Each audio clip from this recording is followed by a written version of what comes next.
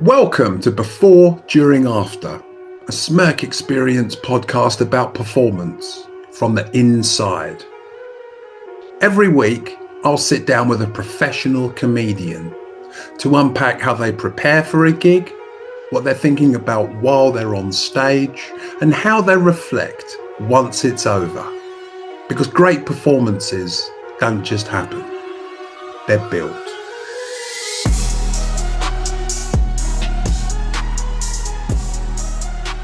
This week's guest is Patrick Monahan, who's done loads of different TV shows, is an Edinburgh Fringe veteran, and always smashes Smirk Experience shows out of the park every time we're lucky enough to have him along. Pat and me discuss his pre-show thoughts, how he handles rowdy crowds, and also how he quantifies failure. Plus, how he found his comedy voice. Enjoy. Pat, if there was someone who'd never seen your comedy, how would you describe it to them?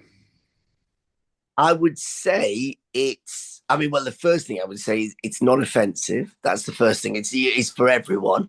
And that is, even though it's weird, you wouldn't normally, back in the day, that wouldn't normally be a big thing. You know, when someone would say, oh, do you like this comedian or do you like this comic? You know, and people back in the day would go, oh, yeah, I like Lee Evans or I like Dave Allen or something. Or Richard Pryor, Robin Williams, you just say, oh, I like them because they're funny or they're this or observational.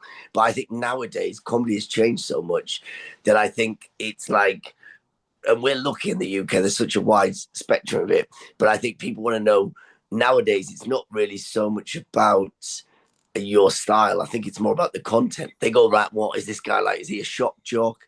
Is he someone that I can take my family to, or is it someone I have to take my therapist to because I'm going to be leaving, with issues or I need emotional support. And I think I think my stuff is one of them that actually, do you know what? It's for everyone. We talked before, me and you, about this, about, things like Edinburgh Festival, going, touring, doing whatever, and I think for my style of comedy, that's exactly what it is. My audience, will range from the age of like 8 to 88, even though ideally my core audience, if you look at my core audience, they are very middle-aged. I would say the majority of my audience is from like the age of 34 to 64, 74, and that's great. I love that sort of age, but I also love younger people as well that are coming now as well. You do get you do get a lot of teenagers who come with their mums and dads, stuff like that. But I think, nothing terrifies me, but I think that would terrify me if I came on stage and just looked out and it was a load of 19-year-olds. Because I'm just thinking, well, my sort of comedy it's observational, but it's not but like I say, it's not offensive. But the thing is, it has to be relatable. So I always just think, what, but the same way, what has an 88-year-old got in common with me? Well, the thing is, they've lived life, so they've gone through certain things with observations. So I think with my comedy, it's like that. But it's also, it used to be a lot more, obviously, banter or crowd work. There's still a lot of that. I mean, in the beginning, I always go, hey, how's it going? I always only plan to do 3 to 5 minutes.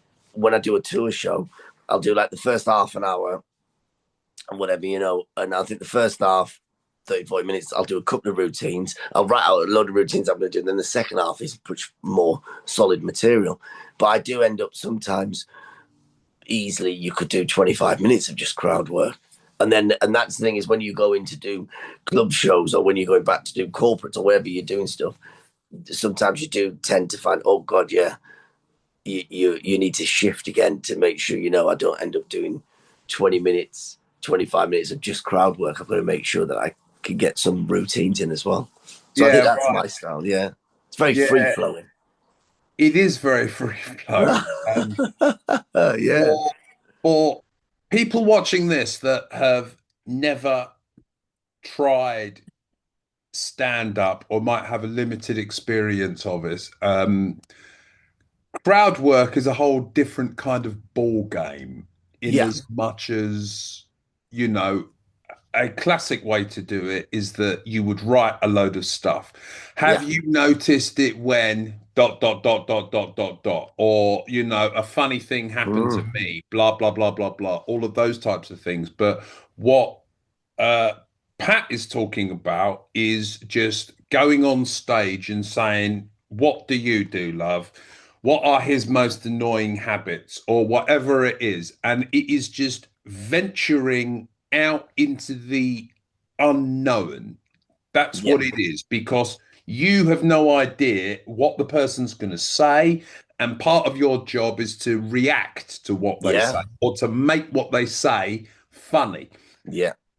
Have you always done that? When you started off, were you more like pre-written stuff, or have you always just, interacted with crowds? Oh no, I think I definitely pre-written. I don't think I think you'd have to be suicidal to go on stage without any pre-written stuff. I know that a lot of people now will go, "Oh yeah, I'm a crowd work comic or I'm this and that," and I don't think that ever exists. I don't think anyone's unless you are literally hosting it or something where you can go, right, I'm going to literally just do 100% crowd work. When you first start as a comic, there's no way you could, someone when you do that first 5 minute open spot, it has to be, written stuff. And I remember, no one will ever forget their first ever gig. And I remember my first ever gig, it was I had a load of stuff that obviously not written word for word, but I had at one point I had written it all out. But by the time I come to do it, it was all like, I'll do this chunk, this chunk, this chunk, and I did the stuff. And then even when I started to get booked in to like decent gigs, from open spots to decent gigs, you still even did quite a structured set. And then it was only until you started to get that you'd had enough, what do they call it, comedy legs, until you had enough stage time underneath you that you could go, right, okay, I don't now need to go from A to B to C. I don't need to go from that routine to that routine. I could start taking risks and going, even though there was early on, I would do that where I'd start something, but then get distracted and go over to this, then go this. And then once you learn that, then you realize, oh, actually, um, I can, from my set list in my head, I can then go, instead of it just being like a shopping list, it's actually like a map. So you can actually jump from here to here to here. And then in amongst that, there's obviously crowd work where I can go, right, I don't need to go from here to here. I can actually go from here to them. Then I can come back to it. Then I can go back to them. And then that's where I think that's where the crowd work develops from. And I Yeah, think yeah, now, yeah, and it's like where, I would say if you want to be really good at crowd work, I would say you need to be good at doing material. That's the thing. And I think that's what people forget. They think, oh, no, I'm just going to improvise with the crowd. And I go, yeah, that's brilliant. But why are you? I think one of the biggest things, and I learned this myself, was, okay, but why are you asking? Why are you asking that audience what's their favorite color? Because, people just go anything stupid. Like, oh, that's nice. So what's your favorite color? And then they go green. And you go, okay, so what was the point of asking them that? You've got to ask them. It's like when you said, okay, you can ask them the job, because you know that if they, because you've got a million answers to whatever someone says about a job, or you've worked some jobs. So you're taking a risk here that they might say something obscure. But the thing is, you could still make a joke about that, or there's a good chance they might mention something that you've either worked in, or someone like your mate could have done that job. And you go, oh, that's great, my mate did this. So you've got a link. So that's why I would always say, make sure, if you are going to ask the audience questions, make sure you've got either something that you can improvise around, or or you can really go in it. And I think that's the mistake a lot of people make. But we made that a lot early on in the days. yeah, That's yeah, yeah. I agree with that. And I always think it's awesome when you're doing crowd work and someone mentions a subject and you've got a really good yeah, bit about the subject that brilliant. they've mentioned. And Yeah. you're just like, thank you. Ah? That's yeah, interesting. You used to sweep the roads. Did you ever yeah. notice? Dot, dot, dot, dot, dot, dot, Yeah, dot. yeah, yeah, yeah, exactly. God, it's And like when I do the kitchen, I never put traffic cones up. I just sweep it. But I've noticed that you have to put cones, and then you can build this whole scenario. Exactly. How do you get good at that. And that's the thing, is you've got to not die, but you have got to really struggle. Because I remember back in the day where you would do stuff and you'd be doing a bit of crowd work, or you'd be asking someone, and you might get a roll of like laughter, a bit of info laughter, a bit of info laughter, but then sometimes you do it chat. There's not really a laughter. You might get a polite bit of laughter, but you're not really, and you're thinking the crowd is sort of still with you, but inside your head you're thinking, oof, right, I've got to get out of this somehow. I've got to either switch this up quickly, or I've got to make a good punchline out of this because I've really dragged them along here with this. Yeah, and then and you've got to make sure that they don't know. That's the thing. But it's like your material as well. You've got to just make sure that they don't know that you're panicking. You've got to make sure that they think that this is all part of what you've planned. They just think, oh yeah, this is great. He's going along with it. And sometimes, to be honest, I do love a chat. I mean, sometimes I'll go on, particularly if you're doing not so much if you're doing shorter sets, not if you're doing a corporate or a club show where you've limited, but if you are doing a longer show, like say you're doing a tour show or a preview, there is times where you can actually go, do you know what, this is quite interesting, and you go, I do this, but I'm interested in you too. Have you ever done this? And you want to actually hear what they've got to say, even though it's not going to be gag, but you can sort of do that because I think the audience are on your side, because they know, okay, we're going to be spending the whole night with him, so this is the thing, he's sort of bringing the audience in, and he's bringing us in. It's almost like he's bringing us in one by one. And sometimes you can get away with that. Exactly. And the thing about corporate dues or stag dues or hen dues is that what you've got to be mindful of is that they haven't chosen to be there. Yeah. A corporate room, they haven't picked. Or I remember I was doing the Bath Comedy Festival, and you ever done that? Nick Steele, yeah, of course, brilliant, Nick. Yeah, he's lovely, Nick. Yeah, of course, top bloke, top bloke. Yeah. So a buddy of mine, he turned up a bit early, and he said, "Oh, can I help at all?"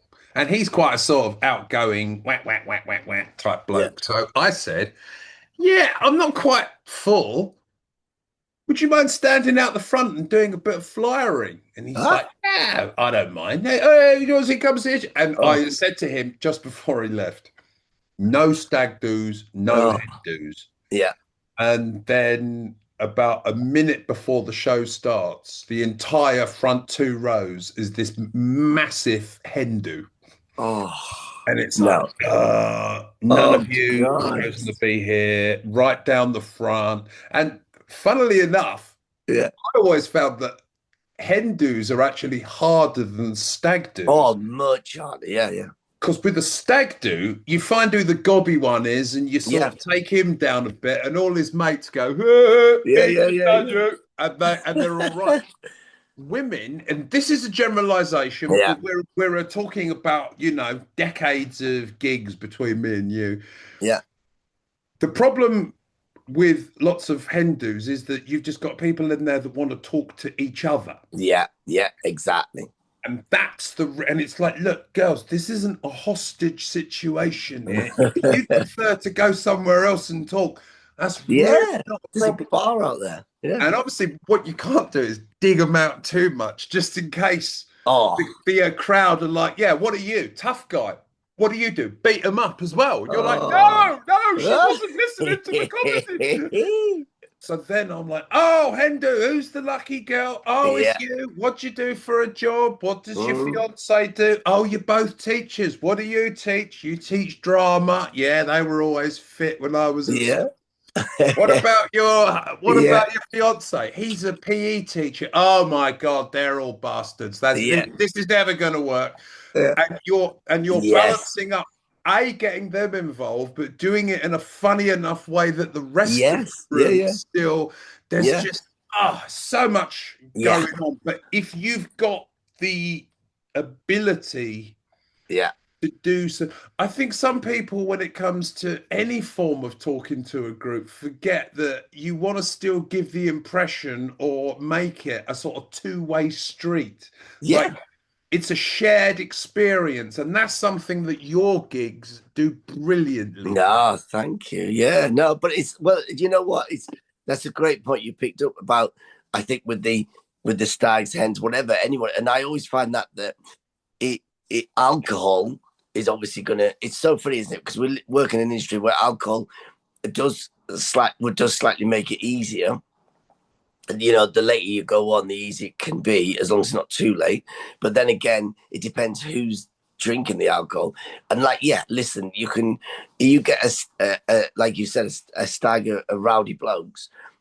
Like you said, if you take out the ringleader, they love that. They'll all join in. Or if you take out one of them who's a bit gobby and you give it back, it's brilliant. And the problem is with drunk women, people forget this. There's nothing more scary than a drunk, not even a group, just a drunk woman. One drunk woman is the equivalent to 1,000 drunk men. You might as well.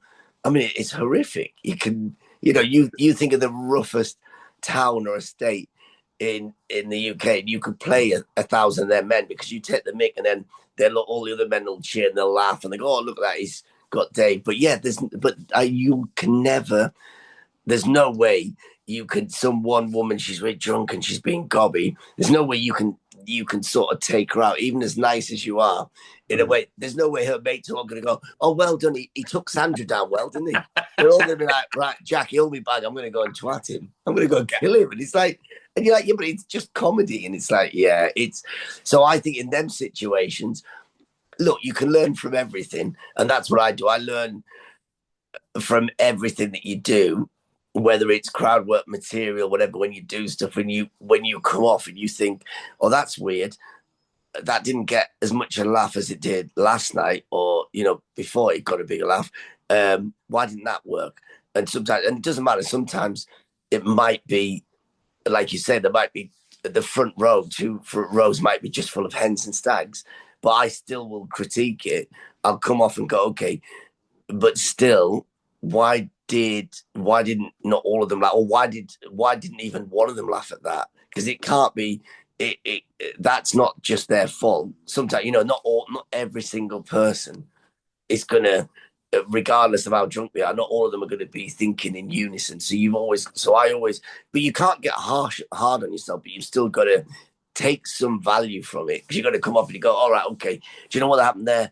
Okay, I almost had him, and that's good. I'll be happy with the draw with that. But why then did I lose? Why did I let a goal in?" And the problem is because I spent too much time with that hen party going down this thing, whereas actually I should have just, like you said, you go in, you might get a bit of information about the fiance, you might get a bit of information about them, but then that's enough, because you've got to remember the rest of the crowd, they still want to hear about you. They couldn't give a monkeys about this thing. I know you're playing to numbers, but you've still got to balance it up. And that's the thing I learned. Sometimes I learned where it's almost like, is it like a magician, or it's a trick, isn't it? Where sometimes you've got to, it's like a politician, I suppose. Sometimes you've got to pretend that you are sometimes you pretend you're doing it for the good of the country, but you're not. All you're doing it is for the people who vote for you. And I think that's what comedy's like. It's a bit like, listen, at the end of the day, like you said, loads of them couples or loads of them groups, families, that they've come because they want to see you. But the bigger the groups, there's less people in that group that want to see you. So what I'm going to do is I'm going to play to the majority of people. And sometimes, unfortunately, them there might be 20 people on a stag do, but there might be 80 people in that room who aren't on a stag do. So I've got to make sure that, look, I'm gonna be happy with 79 of the 80 who like it, but only 6 of the 20 on the stag who like it. And then I'm not. Back in the day, you beat yourself up by that, but now you think, do you know what? It doesn't matter, because that out of them 20 of the stag do, doesn't matter how good you are, you could smash that show. 20 of them, less than two of them will ever come back from that 20. Whereas if you smash that show out of the other 80 that aren't in the stag, there's about 80% of them that will come back and see you again and again. So you just got to, that's what you got to do. It's just, it is, and it's that classic thing where, do you remember when you were starting out and you speak to these established comics and And I remember hearing once they said, "Look, the reason it's called show business is because the business part of it is massive. People always forget. They always just think it's about the show, but it's not. It's about you are you're your own business. You're your own product. You're your own brand." And I thought, No, yeah, definitely. that's yeah, That also goes back as well to sort of playing clean, doesn't it? Because there'll be mm, quite a lot of bookings where they'll say, yeah. we don't want 10 minutes about Oh, Prince Andrew opening a bowling alley with yeah, Jimmy Savile. We want you to yeah, talk about, yeah, yeah, whatever it is, middle of yeah, the road yeah, stuff. Pat, tell you what, let's take it way back for a second, can we? yeah, Tell us a little bit about you as a kid. If I had to have a guess, I yeah. would, I would predict that you were a kind of, cute, funny kid who laughed your way away from the bully's punches. Yeah, I mean, yeah, I mean, it's. Do you know what? It's not exactly, but it's very close. I would say it was because in your environment that we grew up, and it was a very working class area. And I remember because we'd moved.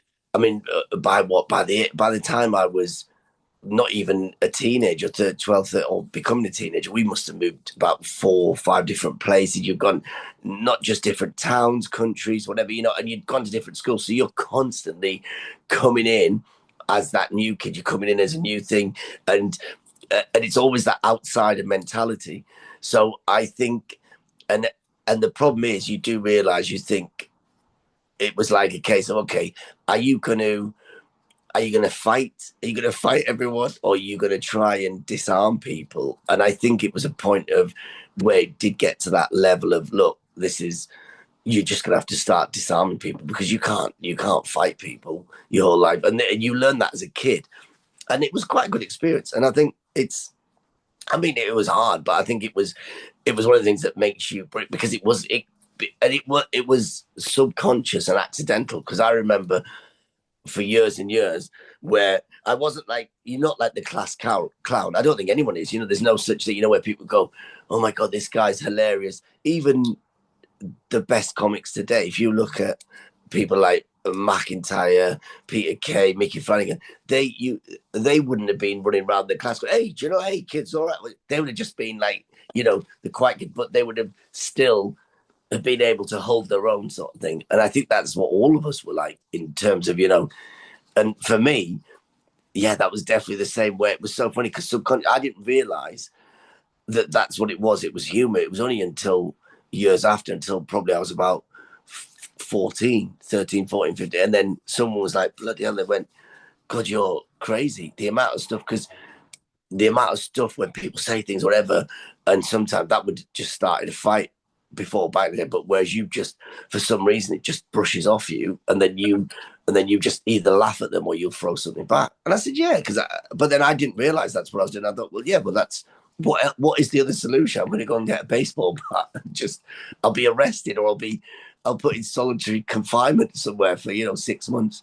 So it was a case of, and I think it was just a case of, right, you've got to learn, right, if someone's going to say something to you or they're going to do something, what are your options here?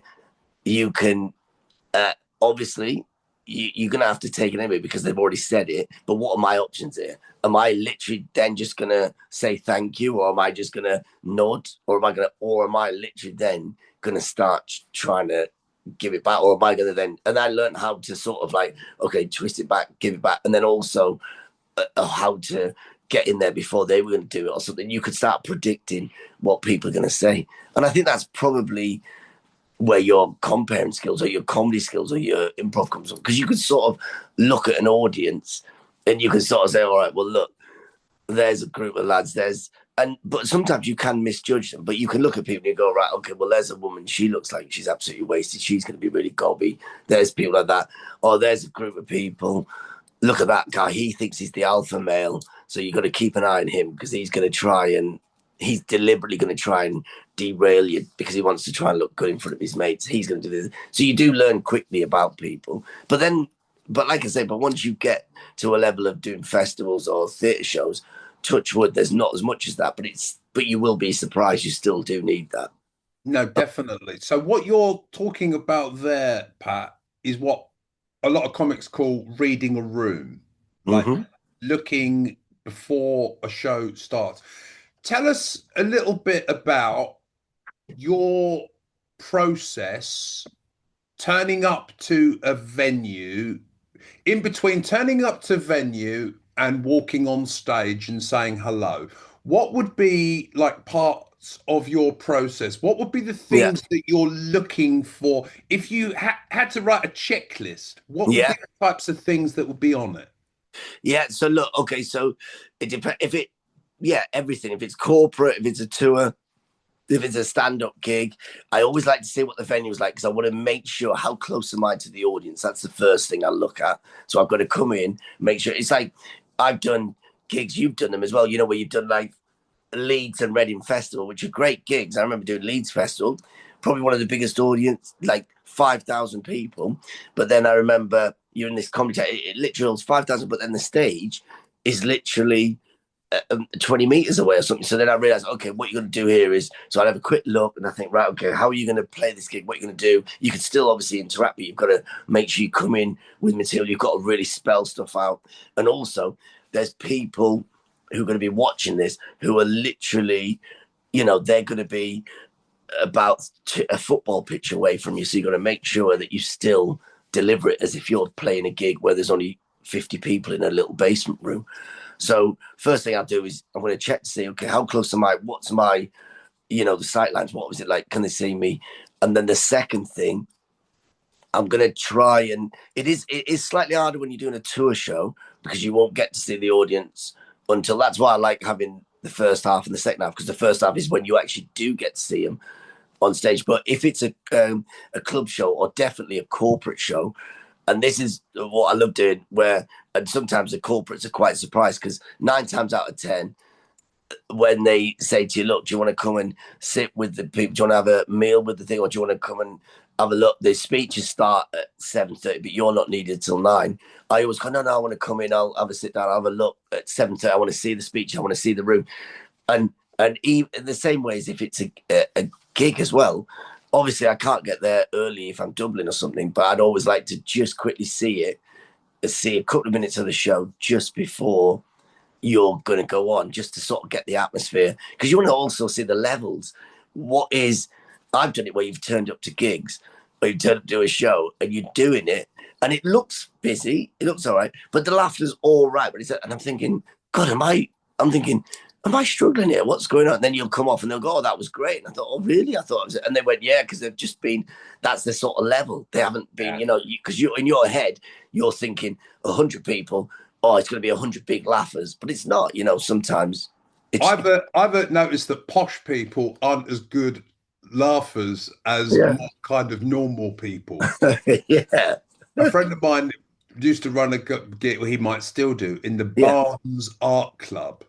Oh And my God. Yeah, I remember that. Barnes, Yeah. lovely, by the Yeah. river, Yeah. commuting Yeah. to London. And Yeah. I think it was 15 minutes of almost complete silence. Oh, yeah. And I came off and said to him, Jesus, mate, I'm so sorry. All of Huh? that is stuff that's worked elsewhere. And he said, "Oh, no, no, no. They liked it."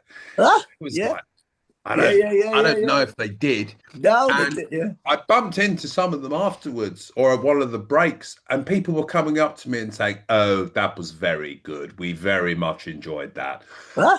And you feel like thinking, well, why didn't you laugh? Like Yeah. they almost thought they were at the theatre. Like, Yes. oh, yes, clever. There you go. I see what he's doing there. Yeah. Yeah. Whereas you play, I've done gigs in like working men's Yeah. clubs, stuff like That's that, it. and Yeah. they're like, ah. Yeah.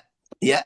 But that exactly. No, but you hit on the head. It's like comedy plus alcohol plus friends plus whatever good venue equals an amazing show. If people said to you, "Right, Sam, I want you to put on a show," they went to me and you, they went, "Look, you got an unlimited budget, or you can, there's no, you just choose your factors." And you go, "Well, obviously you want a bar. I don't drink, but I'd like them to be able to have a drink.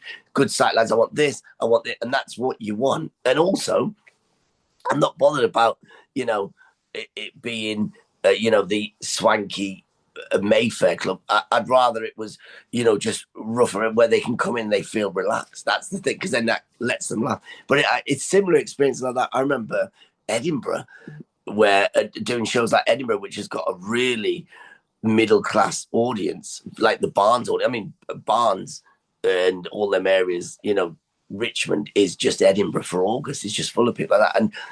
And then people, I think you learn that you realize, oh, actually, this isn't a Friday night in Manchester or whatever, Friday night in Doncaster, where you'll come on and go, hey, you're all right, bang, and they're up for it. They go, wow, we're out the house. I can't believe it. It's going to be a great night. Whereas in Edinburgh or Barnes or all these places, like you said, look, they've seen, you're not even their first show of the week or whatever, in places like that. They've been to the theatre during the week. They've been to this, they've been to that, they've been to an event, they've been to that. And in Edinburgh, it's the same.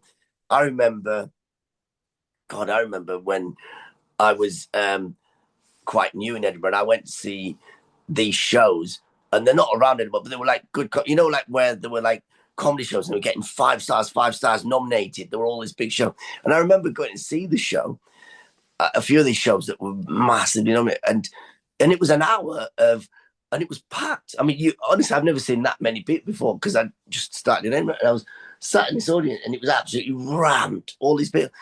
And for an hour, I counted the laughs, and there was 6. I think there must have been 5. You could, 5 or 6 big laugh in the whole show, and that was it. And I was like confused, and I was thinking, I don't get this. How is this? But people were coming out. They obviously weren't laughing, but But at the end, fucking big round of applause. People came out. And you could hear people going, "Yeah, very good show." Very. And I was thinking, what is going on? I was totally confused, because we were, you brought up going, right, when you're doing a gig, if you'd done that anywhere, if you'd done that in a proper workingman's club, they wouldn't give you an hour. After about 7 minutes, they would have put a snooker table on your head. They would have built a pool table. Right? They would have just, and I think that was the skill of learning it. You're thinking, so obviously what the performer had learned was, they've obviously got, their stuff was very slick. It was tried and tested, but they'd obviously worked out that, look, this is these audiences, it's probably more like a corporate audience.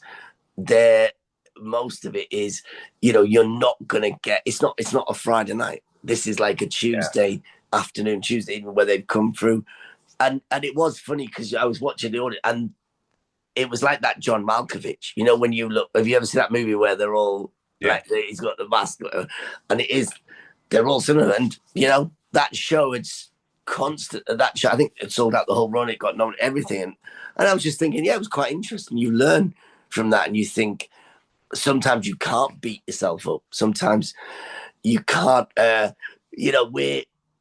it's so funny, because, and I've seen it with other people as well, when you do a gig. I remember when I first started, and you see these comics who've been going for years, and they'd smash it. And I remember seeing one comic, God, when I was younger, and I was doing a gig, and I can't remember if I was like the open spot or MC, and I was, doing a short bit, and he did really well, but he was so annoyed, because he said at the end, I didn't get a standing ovation, or like, or like a big applause. And I was like, what? And he was like, yeah, and he was really beating himself up. And I just thought, this is just stupid. And I think, and I thought, you can't, that's when not your ego, I don't know what it is, but I think that's when you've lost the plot. You've got, it's, there's a fine, like, listen, at the end of the day, the great thing is, we don't know who's going to turn up, except like you'll get a regular court base. But at the end of the day, you can't, you've got this massive wide spectrum of audiences, the same way you've got a massive wide spectrum of comedy. You can't just expect every comic to come and do observational, because some are going to be surreal, some are going to be one-liners, some are going to be dark, offensive. The same way as an audience. You can't just expect every audience member to come along and do exactly the same thing, where they're just going to keep laughing, slapping their leg, and all that. People laugh in different ways, and that's I learned that. Different ways. You're right, and different things flick different people's switches. But even the most successful comics in the country, like you just mentioned, like McIntyre and Flanagan and those guys, they have shows that, and they, as far as they're concerned, the audience weren't as good as 2 nights ago Yeah, and yeah, stuff yeah. like that. So it obviously the range changes the higher up you go, but they Yeah, still have ones where they would come off and be like, ah, that bit yeah, normally gets this, but yeah, yeah, tonight yeah, yeah. it only got that. Let's talk about when you're just about to walk onto the stage, Pat. What are the things that you are telling yourself just before you start, like as you're about to go? Yeah, I mean, yeah, I learned that as well over time where you've got to, there's no point stressing over a lot of stuff. The best ones are where you just go, do you know what? Just enjoy it. You've just got to, because I like the more panic, and that's the problem again. It's the same for everyone, any industry, whatever. The more money, the higher the stakes, the more you stress. And I always think, don't. That's why it's hilarious where you would get more fun doing a new material gig or doing something, where there's hardly any money. You go along and you try and stuff, and you might get, and there's hardly any people, but you get some laughs and stuff, and that gives you a bigger buzz as opposed to a packed room or something, whatever. There's 300 people, you're getting thousands for it, whatever, you're getting good when it's corporate. And it's like you don't but that I've learned you've got to treat them all the same. You've got to think about it all the same. Yeah, You yeah, can't yeah. just, so back in the day I'd go, right, I'm gonna do this, do this. And I go, no, you come in, you know what you're doing, you've got this, but what you're gonna do is now you've got to do the difference is you've got to do your tailoring. So this is now I've got to come in, I've got to tailor it and think of stuff. Don't overdo it, don't overthink it, but make sure you've got your way in. So that's what I always do whenever when I turn up to gigs. I've sort of got I'm gonna pull out certain things, but I'd already know this anyway before I'm getting there. It depends what nowadays. There's so many different gigs that you're doing. So if I'm doing a tour show, then great. Yeah, I've already got my set list from what I'm touring like this. If I've been to the venue before, there's a good chance I have. Then I'll sort of know, and I've got to make sure. Then that's going to be a case of right. It's probably going to be regulars, so who've seen me on my other tours, but there'll be people who haven't. So I'm going to have to set something up to say, right, how do I get this across that who's been here before the first time? Bang, bang, bang. When I go to do a gig, if it's a club show, then that's more about, it's a slightly different dynamic because I'm thinking, right, I don't need to, there's obviously a good chance that hardly any of them have seen you, if anyone has. And the room's already been set up. They've already had comedy, whatever. If you're going on late or if you're going on first, there's still going to be an MC or whatever. So you've got to somehow learn how to get in there quicker. So I'm thinking, okay, what's the quickest way for them to know who I am and to sort of get into your style of comedy? And then you go in. And then with a corporate, it's like everything together. And you go, right, okay, now I've got to not only, be the MC, the host, the comic, everything, but I've got to make sure I get into there, do that. So in your head, you're sort of like your coach, your manager, everything, like at a football match, you're about to go out and you're sort of giving your tactics at the same time as being the player at the same time doing all that. So Yeah. it is, yeah, it is. Yeah, definitely. And one of the differences I found about corporates compared with normal gigs is the fact that your intro at corporates is often so much worse. Yeah. Like I would bring acts on for Smirk gigs and I would say something like, I've gigged with this guy all over the world. He's Yeah. done loads of telly. Yeah. I think you are going to love him. Personally, I can't wait to see this set as well. Ladies and Yeah. gentlemen, put your hands together for Patrick and Yeah. everyone by the. You've then got a rolling start. You can Yeah. then Because come they're on already and like, oh, go. wow. Yeah. Whereas corporates, sometimes it's someone saying, Oh, okay, and now we've got some comedy from Patrick Monahan. yeah. It's like, give him a Oh, chance. yeah. Oh, no, you're right, 100%. And do you know what the worst thing is? When they read it out like it's your LinkedIn profile or something like that, and you're just thinking, why would you? God, I've done some recently. I did a corporate recently, with the whole war thing that's going on with America, right, and all this. And it's so funny because and this is something you won't do in normal gigs or tour shows. It's only in corporates where they make you come before to do a quick rehearsal because you're going to do stand-up comedy, but also you might host the awards, and they just want to run through the thing. And they had a voice of God, and it was so funny because they had exactly that where because like we kind of go, hey, all right, like once you might sometimes you'd be better off just introducing yourself off stage, but they do it where the voice goes, right, ladies and gentlemen, so now we're on to the host of the comic tonight. It's he's Iranian, Irish, Teesside international star coming down. He's from here and here. He's been to the war and the world. Please welcome back. And it's like a serious thing like that. And you just think, well, but they didn't mention actual stand-up or touring but they've just mentioned it like, and I'm thinking, well, who is it? I sound like a newsreader. Why are they bringing this guy on? And it was so funny because so we did this one recently. And so obviously the corporate bookers in there, it's like in this big grant, like this massive venue sort of thing, 300 odd people. Obviously, there's no one there. It's in the afternoon. They've got the voice of God guy. They've got the AV team, all these. So there's about 12 different people there in all their blacks, whatever, going around like in the setting up. And then there's the event organizers, the bookers, everything like that. And there's about 4 or 5 of them. So I'm just on stage walking in.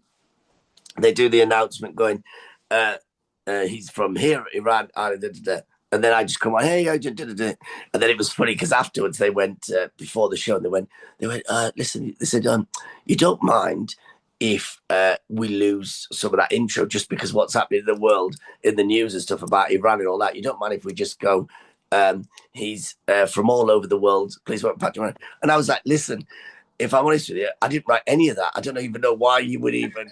It sounds like it just sounds like you're reading out my national insurance number. You might as well just read out, oh yeah, he's done it. It's just like there's nothing there that was saying that he's a comic. Just say he's on tour, he's a stand-up, he's doing this. Very funny man. Yeah. We think you're gonna love him. That's it. Just say anything that people just don't.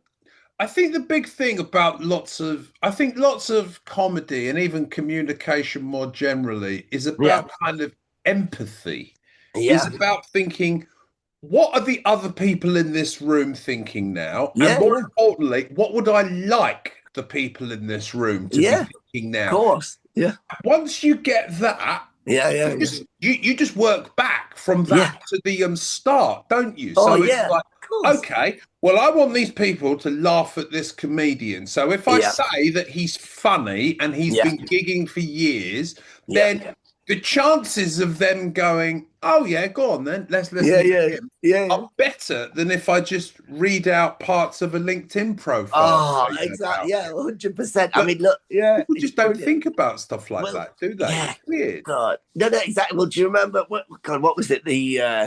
I think it was Lee Evans was one of them, like the first one ever to do like the O2, like all these big venues. And I remember his opening or whatever, and I think I can't remember where I saw it online or saw it somewhere, but it was like his opening was they'd put a clip on and they'd go, hey, he's been here, and it was brilliant because it was like, and it showed him a clip running on. It wasn't really gags, but it was like, and then there might be a joke of this, and it went, and it showed a picture of him when he first did like Edinburgh, the first little club he did. Then it was the Edinburgh playoffs when he won the Perry Award. Then this, and it was little clips of him showing him as a young guy growing up. This, and I thought that's a brilliant intro.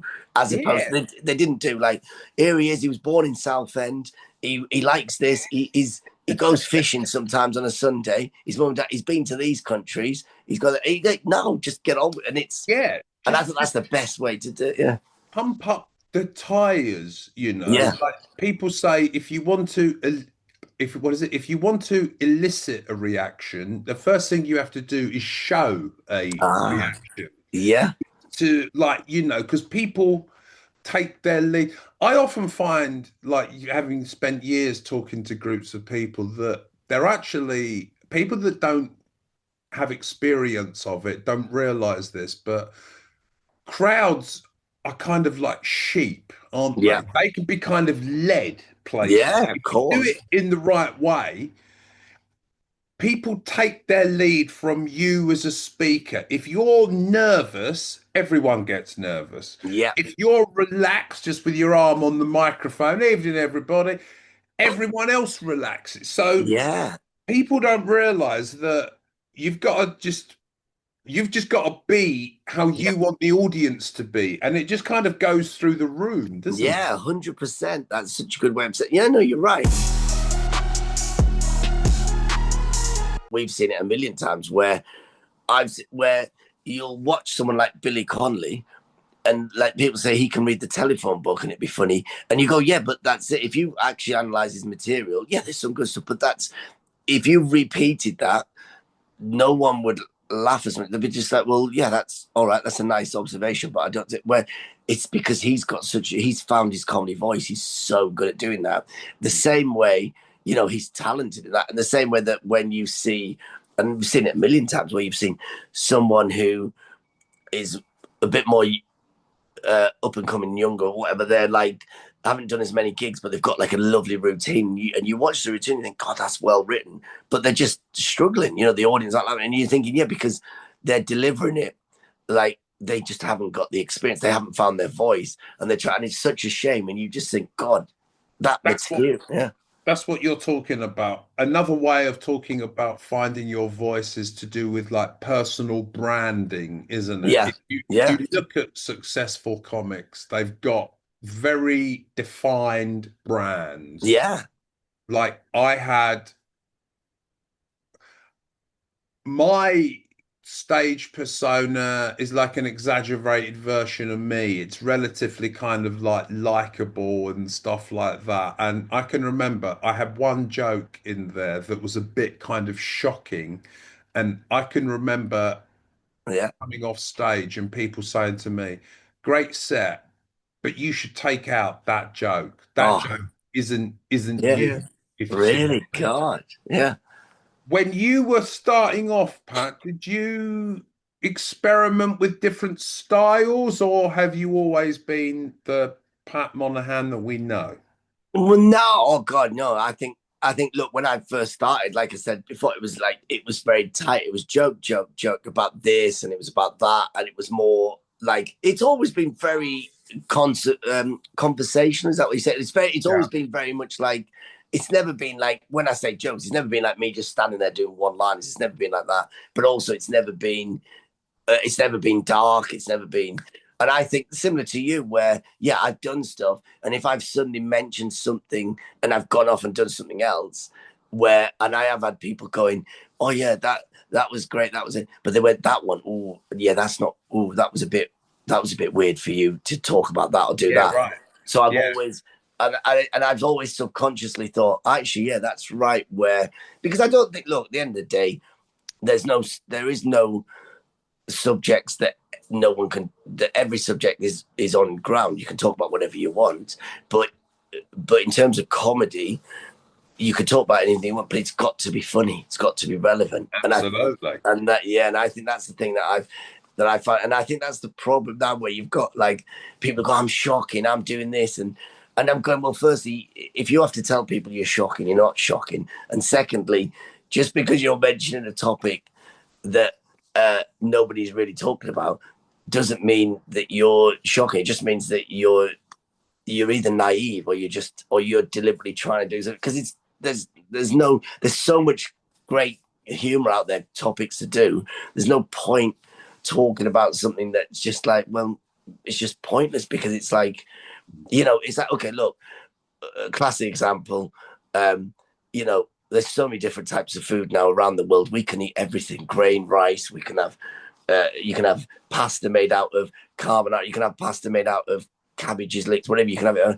But just because we've got soil and pebbles doesn't mean you have to put a dish on that has soil and pebbles in. It doesn't matter. Just people go, no, but I'm being different. I'm going, no, you're just being an idiot, because it's just pointless. It's just like, the whole point is there's so much good stuff out there. You don't need to deliberately, because all you're doing is you're not proving anything. You're just proving that you're an idiot. It's just just do your thing. And I think for me, it was a case that where when I started out, it was great. I thought, The lucky thing that I had was I didn't know what comedy was. I didn't know what stand-up comedy was. A lot of people, like when I grew up, it was like Dave Allen. My dad used to watch Dave Allen. Brilliant. Yeah. And he was so good. But I Great. didn't realize I didn't realize he was a stand-up comic. I mean, he wasn't. He was just some bloke who used to sit there and just chat so subconsciously. And I didn't get half the stuff, but I loved it. You know, you just so Yeah, subconsciously in yeah, my head, it was about talking. It was about doing this, and then I didn't even know what comedy was. And then when I got into it, I just fell into it. It was great because I was doing it. I was talking on stage, and it was like experienced people afterwards, or people who'd been in gigs, had told me. They said, "Look, this is great, but what you got to do is." You've got to pause. You've got to let people laugh at certain things. Where's your punchline? I didn't even know what a punchline was. I didn't know what a setup was. I didn't know what these rules are. I didn't know any of that. And then I learned while I was doing gigs. Whereas, you know, other people had done the other thing where they'd gone around and watched shows and gigs. They'd done homework, which is good in some ways. But then the problem was it sort of then made them, and you could tell the difference because for some people who had just done it as opposed to some people who'd done the research, where the research bit were good in some ways, but then they were very limited in other ways because then they were just like, you know, they were like almost not like a clone, but they were clone-ish of an established comic. And you were like, well, hang on a second. And then and as I did more and more gigs and you get more experience, and then you realize you go, right, okay, I can tell you that person's influenced by Bill Hicks, that person's influenced by Eddie Izzard, that person, and you could but then every now and again, you'd see people like us on the bit where you go, oh no, that's great. That person is just bonkers. They're their self. And that's the difference is. And I think, and you know, it's a double-edged sword. There's good things and bad things. So for me, I went through a transition of, I went on and I was talking about stuff and I was writing new sets all the time because I didn't realize you could just do the same things. So I was talking about this.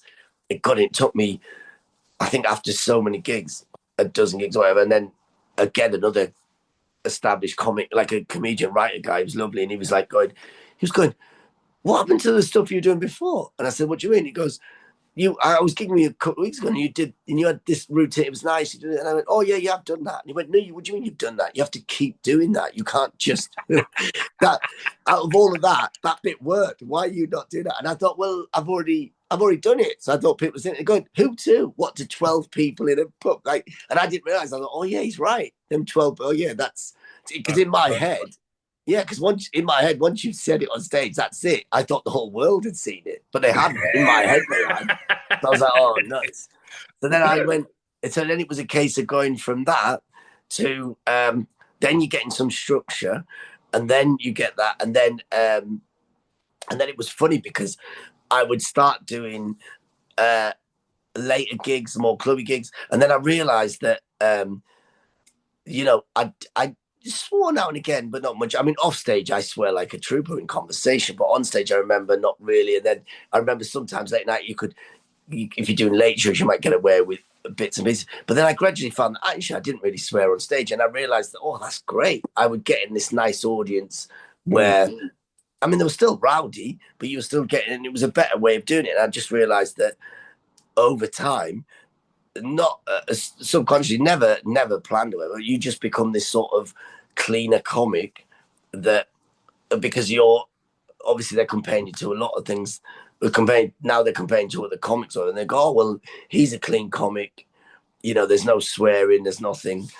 I mean, it's not really blue, but obviously, I mean, I still do stuff. It's not like, you know, people go, oh God, he's very clean, he's not very blue, and that's not on purpose. That's just because, you know, I don't really find that I've really got my observations about that. Other people are great at writing stuff like that. You know, it's just not my thing. Yeah. You just kind of find your lane. Yeah. You mentioned getting that advice there. Can you think of any other bits of advice that you've been given over the years that have really kind of struck a chord with you? Oh yeah, God. I mean, like that thing we talked about. You know, your voice, about your thing. I remember like Adam Bloom, who we both know, he's lovely, Adam. Adam was one of the best ones when I was starting. He gave me some great advice about stuff like saying, look, don't worry, because I think at that point, I can't remember how many gigs, 50 gigs, 100 gigs, I've probably done 40, 50, whatever gigs. And Adam's obviously a very experienced comic at that point, you know, established. And he said, look, he said, right, you know, comedy, your sets, whatever it is, you know, you think.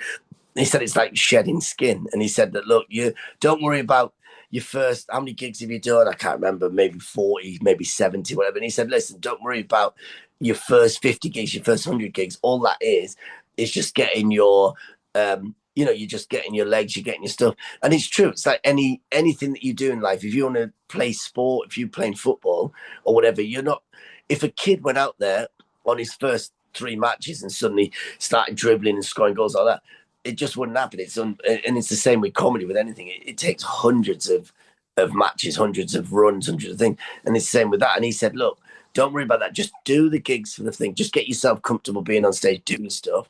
And then he said, you will shed. And then once you start, you're doing your routines. Because the thing is, once you then are comfortable on stage doing stuff and you're talking, you're learning how to talk to, and it wasn't just him. I remember someone else was saying this as well, that it's not about, the difference is, when you go in a pub, if you go somewhere and they go, that guy's really funny or she's really funny, and they go, yeah, but why? And they go, because he's hilarious in front of his mates and 4 mates. But that doesn't mean he's going to be hilarious as a comedian, because the difference is you can be funny in your 4 mates because they know you and you're comfortable in that situation. But once you're on stage, you've got 400 people. You've got to make them your mates, and they don't know you from Adam, or they might have seen you somewhere else, but they still doesn't matter. They've never all been together like this, whereas your mates have every week. So that was something I learned. I thought, right, I've got to learn how to be funny, but treat it as if everyone's my mates. And I love that. I love the fact that, yeah, these are. How do you do that? So what you're talking about, people talk about building rapport with strangers. Quite a lot of this for you would possibly be kind of subconscious, and you'd be doing things that you wouldn't realize that you'd be doing. But do you have any things that you think about in order to build rapport with strangers, to make them think that you're their mate? I think you'd have to do it the same way you would do with your mates. You have to use the same sort of rules. I think it's like, look, if you're going to someone's birthday party and there's like 28 of them in the pub or whatever, in a restaurant, you've got to go in, hey everyone, and you've got to make sure you can't just go in and say hello to the birthday person and blank their partner and blank their family or blank their mates. And it's the same thing. And I think that's the same thing with a gig. I know it's hard when, obviously, if you got to that level where you're playing the Palladium or the Apollo, you can't walk on it and go, right, all right, everyone up there. But then I suppose that's why when you see, Lee Evans or Peter Kay or McIntyre and Flanagan, they'll go, right, all right, everyone at the back, everyone up there, everyone. And I suppose that's the quickest way of doing it. It's like you're not just going, right, front row, good evening. So, and I suppose that's the same way for us. If there was a couple hundred people there, or if there was 300, you've got to make sure you acknowledge. And I think that's the same thing with the corporates, gigs, tours, whatever. It's the same way where you go, right, good evening, we've got, you guys are here, suppliers here, you're the CEOs here, you're the boss here, and we've got the guys here, the workers here, you're here, and we've got the partners here of you. How are you doing? And you've probably got people who've just come along because they've been dragged on by such a, and you've got to make sure you acknowledge everyone. And I think they like that then. Definitely. And but don't, For people watching this that might not have seen Pat perform live, he is a master at that, making people feel included. Oh, thank Pat, you. do you remember the Edinburgh Fringe that we did together that was pretty much entirely for the benefit of my family? Oh, yeah. What was it? The preview shows, the Edinburgh. Yeah. That was brilliant. I remember.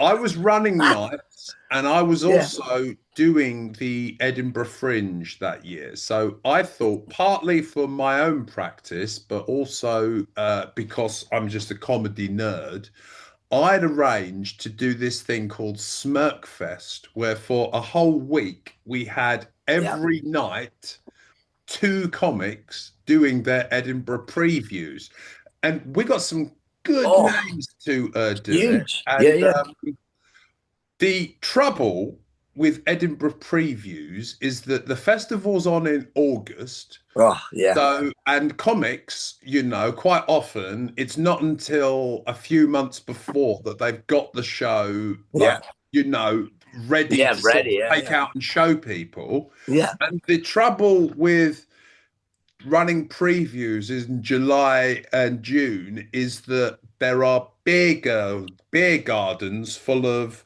Yeah. cold beer and nice looking girls in summer dresses, and to Huh? get people indoors Oh, to watch yeah. anything is murder.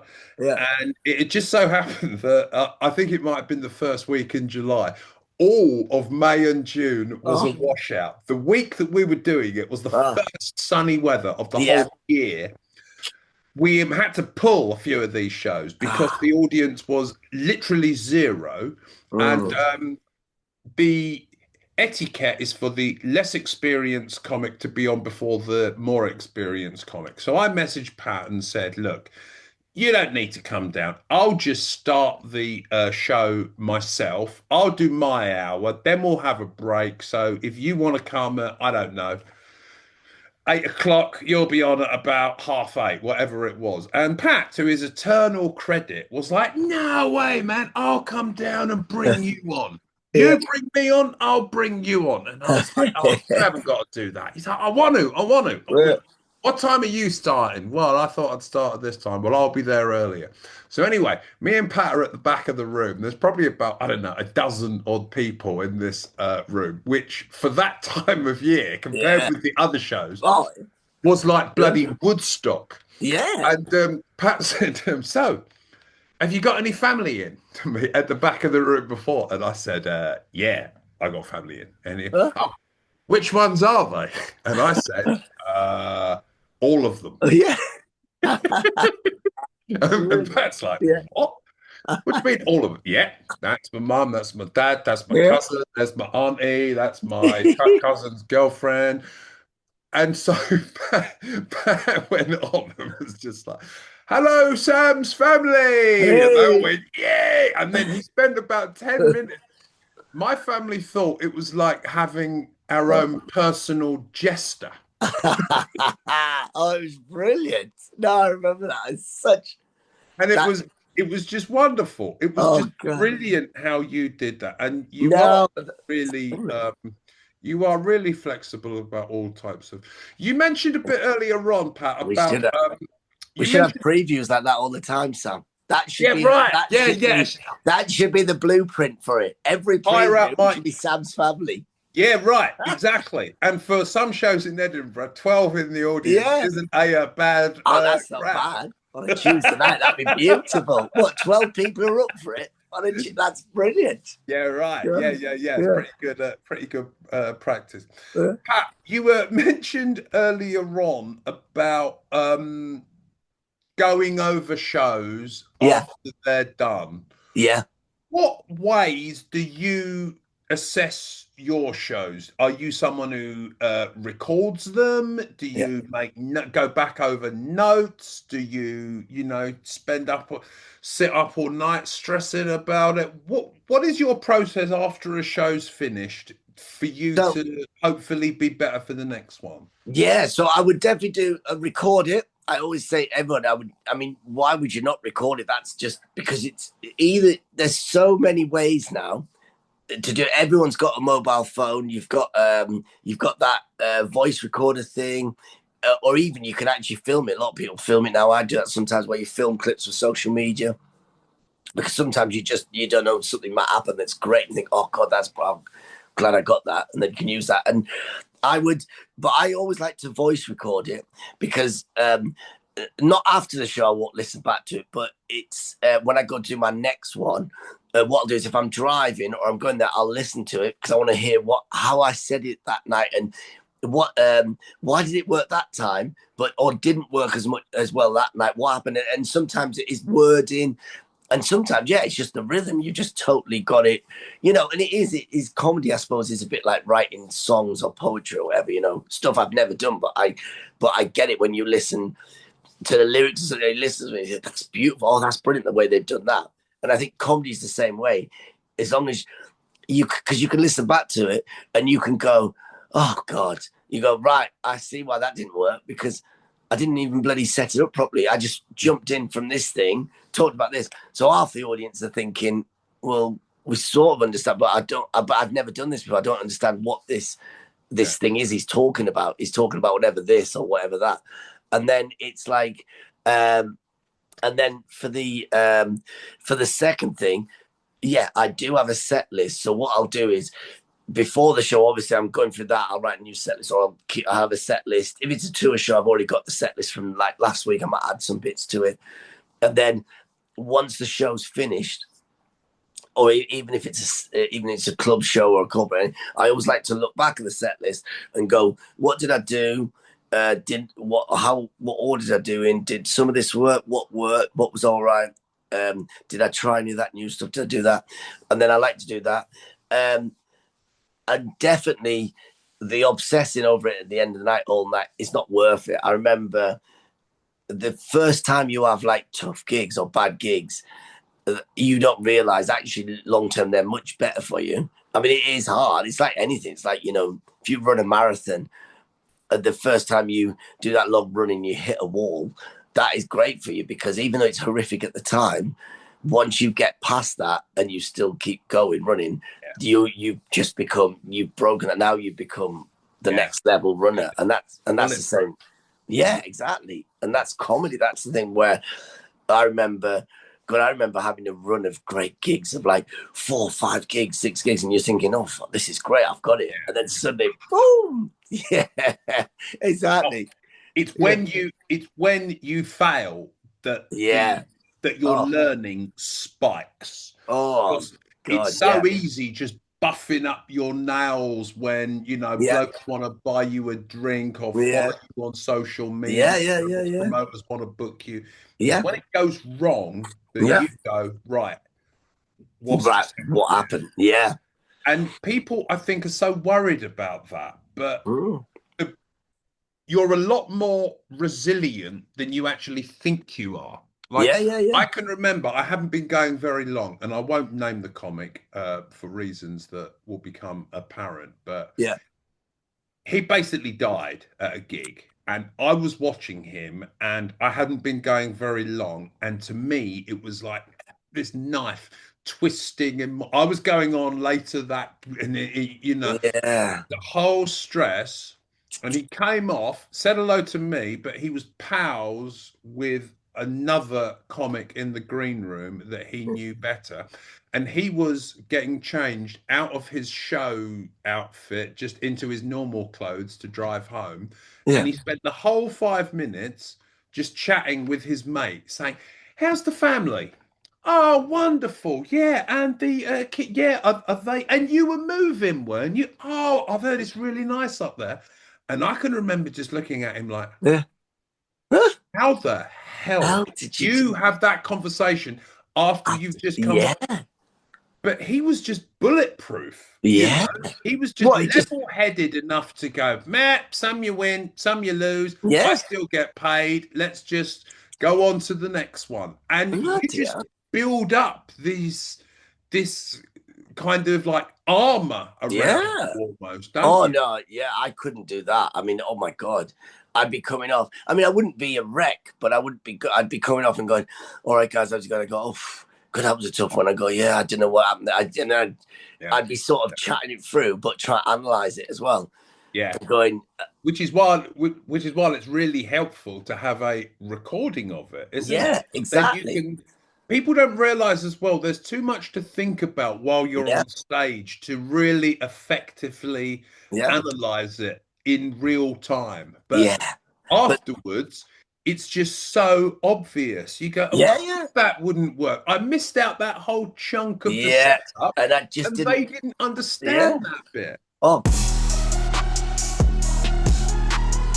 God. And you know what? And that's why it's so handy to have, because it's worked both ways. I remember doing gigs where not just new material, but you've done other stuff, and I've done it where I've recorded it and I thought, oh yeah, that was all right, I got away with that, I did that. And when you listen back to stuff, you realize, you think, oh, actually I didn't get away with that. You think, God, there was bigger pauses than you think. In your head you thought, oh yeah, okay, they laughed at that, was all right, but and sometimes you think, oh yeah, that was a nice, that was good. But when you listen back to it, you think, no, that was you think, okay, now I see what I've done wrong here. Now I see, but I couldn't have thought it on my own. If you're sat in a room and you're trying to rethink everything, no one can do that unless you're what's that thing where they like a mind reader or someone who can regurgitate. You can't.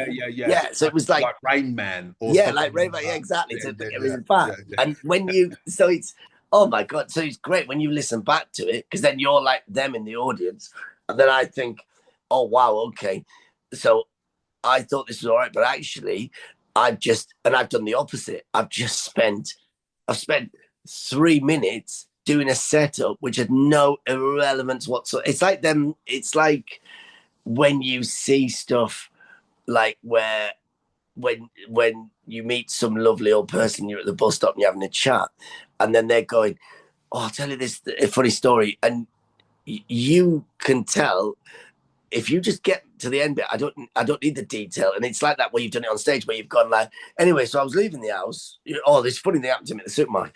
Anyway, so I was getting the jacket, but instead of getting my red jacket, I thought I'll get the blue jacket because the blue jacket's nicer. But the red one I used for winter, but I thought it might rain. But anyway, I got the blue one. But then when I got the blue one, I thought I'll get my hat and scarves and gloves. And anyway, so I'm walking out the street. So you realise, hang on a second, what was the point? Just say I left the house, I grabbed a jacket, bang, I'm in the thing, and all this unnecessary because you're thinking. And I think that's the same that you think, oh, I'm adding this great detail and it's making it really, it's going to be the best comedy, it's best story ever because they're building a bit. They couldn't give a monkeys. And when you're listening back to it, I've done that where even, okay, it might get a good payoff or it might get so nice. But even when I'm listening back to it, I'm going, even I can hear myself, even though there's no way that I'm even saying over the recording, just get on with it, Pat. Get on with it. What are you doing? Yeah. Get to it. And it's so obvious after you finish. Oh, it really is. And it helps keep making you better as well, or someone of your years of experience, thousands of gigs, probably playing to hundreds of thousands of people, for you to still be doing that process now. Like so much about what I do and what this podcast is about, I think, is showing people the amount of work that goes in to doing it. Punters just look at someone and just go, oh, he's all right. I bet he could just always do that. And no, he couldn't. That is the best compliment you ever get. I love that where it's like people say, where you come off from a show and the amount of times where because like everyone always thinks, oh yeah, a comic, when you come off, people go, you're the funniest person I've ever met. That never happens. You might get people go, oh, you're hilarious, whatever, like this. But the best compliment you can ever get is when people come to you and they go, oh, that's great. I love the way you just go on and you talk for an hour. I mean, how'd you do it? And in my head, I'm going, I'm thinking, are you mad? I mean, of course I didn't just go on and talk for an hour. If I did, if I just talked for an hour, I'd be selling snake oil. I'd be Jeff Bezos if I could just walk up onto stages and just talk. And it's so funny because these are people who've seen you on tour or they've seen you on different things. And I love it where they'll go, oh, we saw you last month, or we saw you last year, we saw you this, and we saw you this. And we just don't know how you do it.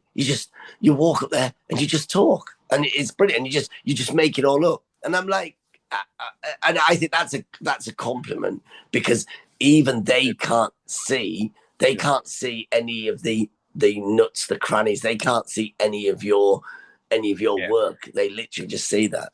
Absolutely. And it is. I think that's nice when it's an audience member, but it's also nice if it's someone from like either from the industry, not so many comics, but you did used to sometimes get a comic saying not all, but it'd be people from the industry, and you're going, why? And you'd be confused because you're going, you clearly know that I haven't just made all that up, but because you've done it in such a way that they think, and it's great. I love that because then that shows that you've that shows, oh, that's good. Then that shows that I'm not, that you sort of, how would you do it? That you're doing. You're sort of making a cake about the process. What you're doing, I think, and what you're really good at is like painting with fresh paint to Yeah. make it look like Yeah. you're Yeah. just making these links. Or have you ever noticed that? I mean, Yeah. Yeah. Yeah. whereas I Yeah. think audiences can tell if there's someone just kind of like dialing it in Yeah. behind like dead eyes, Oh, yeah. and Yeah. the whole thing, and they're just, regurgitating something they've already thought about. The fact that they're Yeah. not doing that, Yeah. uh, that they're not thinking that, I think is really important. Pat, my dear fellow, I Yeah. could talk with you Yeah. all day, but this has been brilliant. I Oh, can't no. thank you Brilliant. enough for doing this. No, don't be silly. Thank you. It's such a pleasure. It's lovely chatting about it because it is right. It's almost like we never have this in comedy, but it's almost like imagine if you could do a degree or you do some sort of like course before going into comedy where they go, right, here's 6 weeks of getting you mentally prepped for what you need to do to get out there. But it's like what I said before. I think it's great to have that, but sometimes I do think it is good just to not learn and die, but just take that plunge where you just go, right, I'm going to step into the swimming pool, just jump in. Oh, totally. Yeah. If you can just get your head around accepting early failure, Yeah. but you keep Oh, going, yeah. then it's impossible Yeah. not to get better, I would say. But yeah, Yeah. just Oh, being able to keep at it. Pat, tell me, if there are people who, in the unlikely event, hadn't heard of you before watching this podcast, yeah. how do they find out more, buddy? Right. Is there a website, Oh, yeah. social media handles? What's the Yeah. story? Oh, you've got to do all of that now. That's it. Social media. So I website is patrickmonahan.co.uk and social media is Patrick J Monahan, and that's for everything. Instagram, TikTok, you've got to do that now.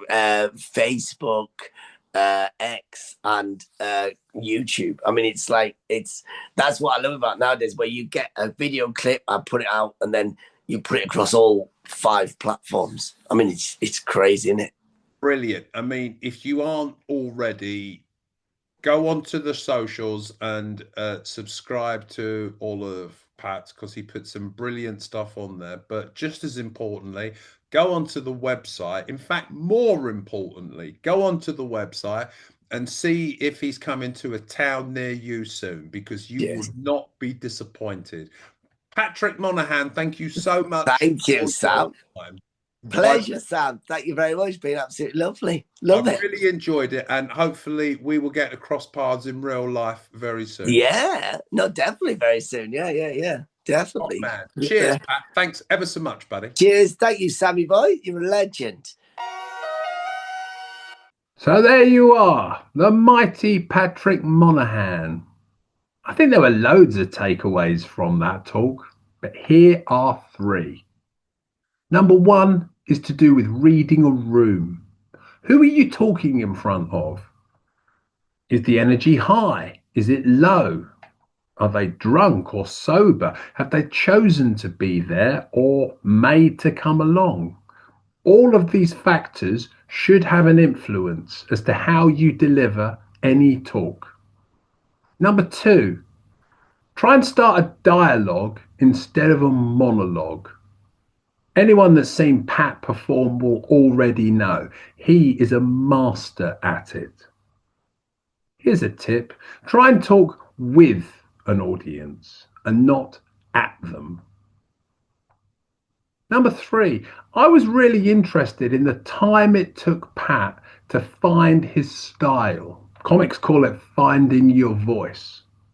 I think it's so easy for amateur speakers to look at pros and just think, well, I could never do that. But you got to remember, you're looking at the finished article, aren't you? Some comics take years to find their voice, but the more you think about it, the quicker you'll find yours.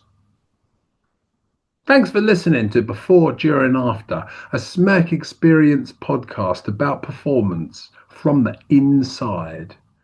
If you've enjoyed this, why not share it with someone else who you think might get it? And give us a follow while you're at it. See you next time.